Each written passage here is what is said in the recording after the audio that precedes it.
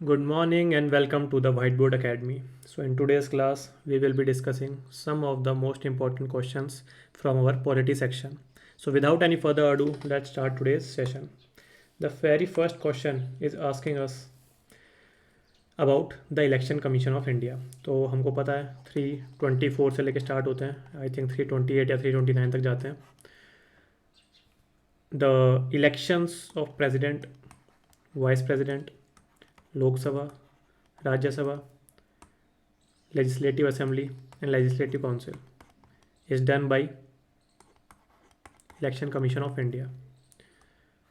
The local level, that is the election of the panchayats as well as the election of municipalities, is conducted by state election commissions.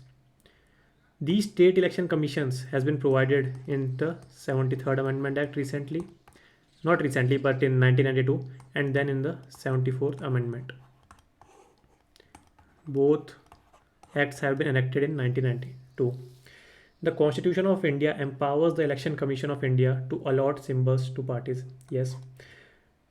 Actually, the Constitution of India, ये term यहाँ बस गलत हो जाती है. But yes, a particular act or rules, there are I think some kind of rules that empowers the Election Commission of India to allot symbols to party. Election symbols allotment rule ऐसे करके है, आप देख लेना जाके. So this is incorrect. क्यों? क्योंकि यहाँ कॉन्स्टिट्यूशन यूज़ हो गया. In case of a split in the political parties, the high court decide on the dispute related to party symbols. तो अभी आपने देखा हुआ शिवसेना डिस्प्यूट बहुत चल रहा था इन महाराष्ट्र. सो उसी के तर्ज पे ये हमको क्वेश्चन फैब्रिकेट किया हुआ है. And in that particular thing we all know ECI has given the decision, and then the political parties or the factions of the Shiv Sena are approaching the High Court. So remind you, High Courts also have the original jurisdiction with regard to disputes of our elections. Understood? But the original and exclusive jurisdiction of the disputes of elections arising from presidential election, vice presidential election, these come under Supreme Court. So ये छोटी चीज़ें आपको ध्यान रखनी पड़ेगी. So answer is D. GPAI के ऊपर question पूछा गया है. With reference to international collaboration in the field of AI, consider the following statements. GPAI, Global Partnership on AI, is a group of 25 members country, of which India is also a member. So yes, this is current affairs. Hiroshima AI process is an annual summit hosted by G20. So Hiroshima AI process, indeed it is an annual summit hosted by G7 countries. So ये आप ध्यान रखना थोड़ा. So this is incorrect. Only one is correct. With respect to tribunals, तो tribunal सुनते ही मेरे दिमाग में क्या आता है? Not in original constitution, inserted via 42nd Amendment Act. This has given power to Parliament to enact a law for various tribunals. This provision, this article that has been instilled, I think 323A and B, ये है शायद से.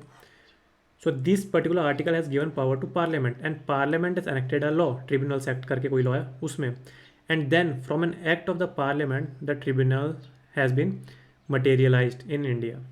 Now there are two tribunals, two kinds of tribunals. 323A, only center has power to fabricate it, and 323B, states plus center both have the power to fabricate it. Only one administrative tribunal is there. Hierarchy can be created. So this is the difference between 323A and 323B. The original constitution did not contain provision with respect to tribunals. Yes, 42nd Amendment Act of 1976. It consists of only two articles, 323A dealing with administrative tribunal and only one can be formed, and 323B dealing with tribunals for other matters, and a hierarchy can be formed here.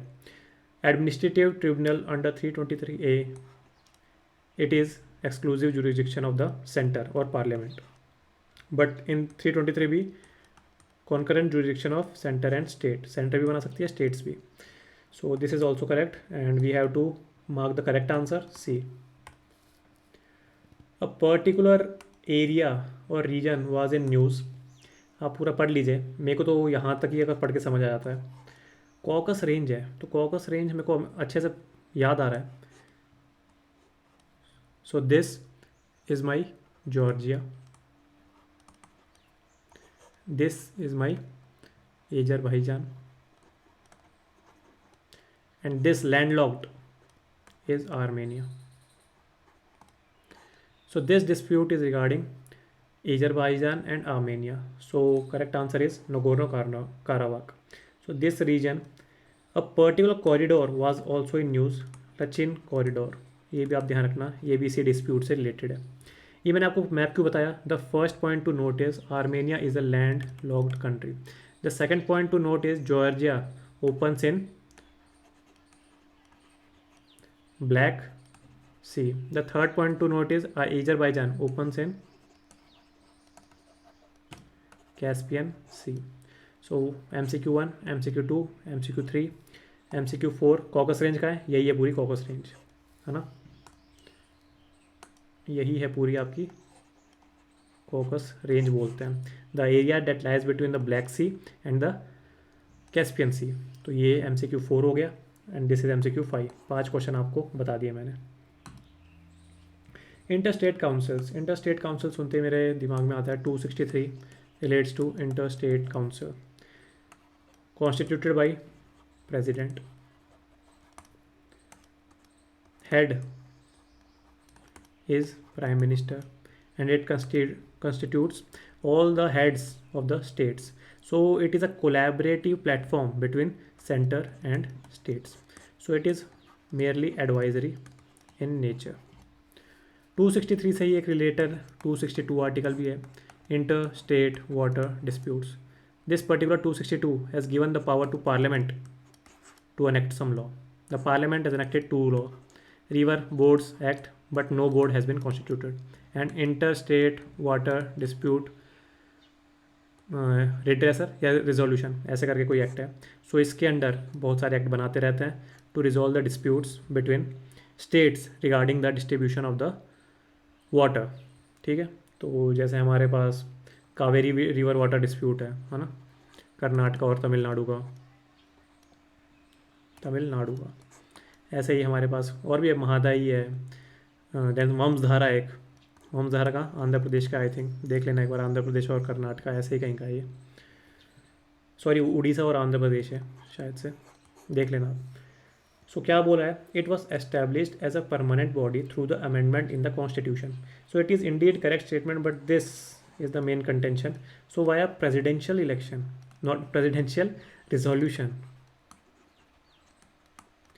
this interstate council has been given the permanent status, I think 1991, and on which committee's recommendation, Sarkaria, that has been constituted in I think 1983, given report in 87. ये जो भी मैं आपको बोलता हूँ ना कि इसमें देख लेना उसमें देख लेना, तो मैं इसीलिए बोल रहा हूँ क्योंकि मेरे सामने कुछ नोट्स नहीं रखे, मैं अपने दिमाग से बताता हूँ. मैंने आपको पहले भी वीडियोज़ में बता रखा है, जिसमें मैं बोल नहीं रहा कि नहीं ये मत देखना, कि ये देखना या मत देखना, जिसमें कुछ भी नहीं बोल रहा, that is I am sure of. But जिसमें मैं बोलता हूँ जैसे वंशधारा, आई थिंक आंध्र प्रदेश उड़ीसा में ही है, तो ये सब चीज़ें आप एक बार देख लेना. The home minister acts as the ex officio chairman of the council. अभी तो मैंने बताया था, head is PM. The Constitution provides that its decision cannot be challenged in the Supreme Court or in other court. Why the decisions that has been taken in this particular council is consensus based. Why? Because it is advisory in nature. So how come there can be a provision in this article that Supreme Court can't handle such kind of disputes? So this is frivolous statement. So answer is correct. Sorry, we have to see the correct. So D. Next question is regarding elections in India. As per the Constitution of India, one candidate can contest from a maximum of 2 constituencies. Yes, there was a provision prior to this that any and each one of the candidate can contest from any number of seats in regards to the elections of Lok Sabha. But after an provision in RPA, I think 1951, this particular provision, there's a cap or limit that has been put on in the constituency provisions. So now onwards, one candidate can contest from the maximum of only 2 constituencies. So this is correct, but मैंने क्या बताया, RPA 1951, यहाँ क्या लिखा है constitution, so this is incorrect. If a candidate elected from two constituencies fail to resign from one of the seats within 14 days, then both his seats shall fall vacant. It is indeed correct statement. And चलो ये तो correct हो गई. But in the previous classes also, I have gave you a revision about the double membership of houses. So मैंने क्या बताया था, मैंने बोलता डिस्टेंस याद रखो, the distance between Rajya Sabha and Lok Sabha and the distance between parliament and state legislature. So number 1 point, if a sitting member of Lok Sabha has been elected in other house, या तो राज्यसभा में, then immediately the seat in the first legislature will get cancelled. मैंने क्या बोला, यहाँ sitting है, वो पहले से सिटिंग है, पहले से इलेक्टेड है, and he is eager to contest elections in other house and there also he win the seat. So उसकी सीट मानी जाएगी और पहले वाले की कैंसिल हो जाएगी. मैंने सेकंड क्या बताया था, if a candidate has been elected on the seat of parliament as well as state legislature. So distance ज़्यादा है, तो 14 डेज़ के भीतर ही have to decide to which house he has to serve, state और parliament. In case in that 14 days he is not able to make his mind, so his seat in the parliament will get cancelled. तो मैंने दूसरा rule क्या बताया था याद करने का, भाई आप हमें कॉन्स्टिट्यूशन आपको जितना ग्राउंड पे हो सके उतना भेजेगा कि भाई आप लोगों के उम्मीदवार हो ना, तो आप लोगों से ही इतना जुड़ के रहो, उन्हीं के साथ इतना काम करो. तो हमेशा जो हमारा प्रोविजंस है वो हमेशा हमको नीचे भेजेंगे. कैसे, मैं एक और चीज़ दिखा देता हूँ आपको, वापस यही दो रूल अप्लाई होंगे. If a member has been elected on the seats of both the houses of the parliament, इसका मतलब लोकसभा भी एंड राज्यसभा भी, the distance is small, so within 10 days he has to decide to which house he is going to serve. In case he can't able to make up his mind, then his seat in Rajya Sabha will get cancelled and Lok Sabha के पास भेज दिया जाएगा. तो देख रहे हो, वापस नीचे भेज दिया और डिस्टेंस रूल अप्लाई हुआ कि the distance between Lok Sabha and Rajya Sabha कितना ही दूर है भाई, तो आपको कम दिन दिए जाएंगे. The distance between parliament and state legislature is quite wide, तो 14 दिन दिए जाएंगे. और इसमें भी आप ये याद रख लीजिए, if a candidate elected from 2 constituencies fails to resign from one of the seats within 14 days, then both his seats shall fall vacant. सो इसमें और इस वाले में डिफरेंस है, आपको समझ में आ गया ना. मैं वापस हाईलाइट कर देता हूँ. इसमें क्या डिफरेंस है कि एक ही इलेक्शन हुए हैं और तब दोनों कॉन्स्टिट्यूएंसी से the candidate is able to get elected. इसमें the candidate is the sitting MP of the Lok Sabha and then he is going to be elected in the other house, then his seat in the first legislative house will automatically become cancelled immediately. अगले question पे चलते हैं. Consider the following statements. The election commission, कौन सा article, 324 याद रखना. Universal adult franchise, this particular word hasn't been used anywhere in the constitution. The election commission of India has the power to deregister a political party if it violates the provisions of the Representation of People Act of 1951. देखिए ये जो term है ना, ये पिछले 1.5 साल में बहुत न्यूज़ में है. So there are 2 things, deregister and derecognise. ये तो भाई हमारे पास सेंटर और स्टेट के 3-4-5 रूल्स हैं, वो रट्टाफिकेशन ही मारना पड़ता है, तो वो रट लेना. So derecognise and deregister, yes, if you are not, if a political party is not able to fulfil this particular criteria, then he will get derecognised as a state party और as a national party. Understood. But this particular provision और power hasn't been given to ECI. So that's why ECI, Election Commission of India, don't have the power to deregister a party, but it can delist a party. Yes, ये सारी अलग terms है. It can delist a party, it can derecognize a party based on the political party's performance at the national and state level, but it can't deregister a party. So ये चीज़ें अलग अलग थी. तो ये हो गया हमारा. So far no political party has been derecognised. तो ये मैंने आपको बताया कि डी रिकॉग्नाइज तो अभी शायद से तृणमूल कांग्रेस या कोई बड़ी बड़ी आप पार्टी भी, पहले नेशनल पार्टी बनी फिर स्टेट पार्टी बनी, तो ये सब होता रहता है, ठीक है। So we have to mark the correct, so correct is neither. ED के बारे में स्टेटमेंट दे रखी है। अच्छा, तो बेसिकली ये बोला गया है कि ईडी फंक्शंस और takes part in which of the following provisions, तो पीएमएलए है, फेमा है ये शायद से, नहीं, conservation of foreign exchange and prevention of smuggling activities ये भी है। Fugitive economic offenders act yes 2018 में आया था ये, इसके भी तहत काम करती है, एंड फेमा, तो इस चारों के तहत ईडी हमारी काम करती है। ईडी का डायरेक्टर अब 5 साल के लिए एक्सटेंड हो गया है, मतलब 2+1+1+1। अभी कोई रूल अमेंड हुआ था, I think CVC act amend हुआ था, उसके तहत पे। देन सीवीसी के डायरेक्टर को हम अपॉइंट कर सकते हैं वाया, सॉरी ईडी के डायरेक्टर को हम अपॉइंट कर सकते हैं वाया सीवीसी एक्ट, तो ये भी एक इम्पॉर्टेंट चीज़ थी। एनफोर्समेंट डायरेक्टोरेट को कोई प्रोविजंस, कोई प्रायर परमिशंस नहीं चाहिए स्टेट के to investigate into certain offences, but CBI requires general consent and specific consent.